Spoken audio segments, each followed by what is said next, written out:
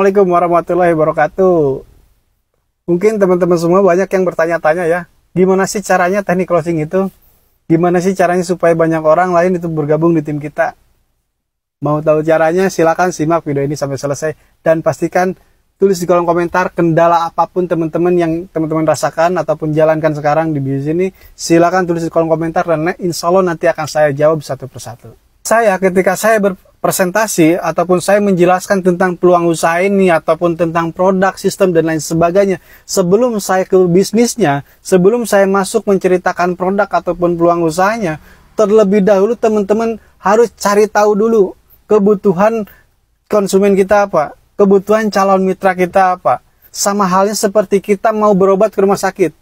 Kebayang nggak ketika teman-teman nih datang ke suatu rumah sakit, apakah sama seorang dokter langsung dikasih obat? Enggak kan? Tapi sama seorang dokter ketika kita sampai ke rumah sakit, pasti ditanya dulu sakitnya sakit apa? Apa yang teman-teman rasakan? Nah setelah ditanya sama seorang dokter apa? Pasti diperiksa. Oh iya sakitnya seperti ini, seperti ini, seperti ini. Dan obatnya harus ini, harus ini, harus ini. Begitupun juga dengan bisnis ini.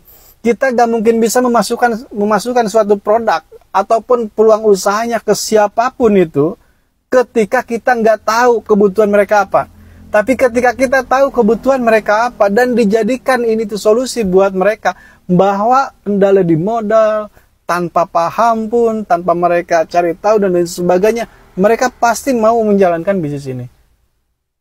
Jadi seperti itu teman-teman. Ketika teman-teman mau menceritakan ataupun mau berbagi informasi tentang bisnis ini, sebelum menginformasikan maka kita cari tahu dulu kebutuhan calon konsumen kita apa. Ketika kita tahu cari konsumen kita apakah kebutuhannya dari segi produknya atau dari segi peluang usahanya. Kita harus cari tahu dulu. Ketika kita udah tahu kebutuhan mereka apa, maka jadikanlah bisnis ini tuh solusi buat mereka. Sama halnya seperti cerita tadi. Ketika kita ke rumah sakit, sebelum seorang dokter ngasih resepnya ataupun obatnya, seorang dokter pasti bertanya dulu terhadap kita. Sakitnya apa ataupun yang dideritanya seperti apa. Oke? Ikutin terus TikTok saya dan pastikan like dan share. Insya Allah nanti akan saya berbagi pengalaman, berbagi pemahaman, teknik dan lain sebagainya tentang bisnis ini. Maka mudah-mudahan dengan apa yang saya share ini bisa bermanfaat buat teman-teman semua dan bisa dipelajari dan bisa dipraktekkan, dan next teman-teman juga akan merasakan apa yang saya rasakan. Oke, sekian dari saya. Wassalamualaikum warahmatullahi wabarakatuh.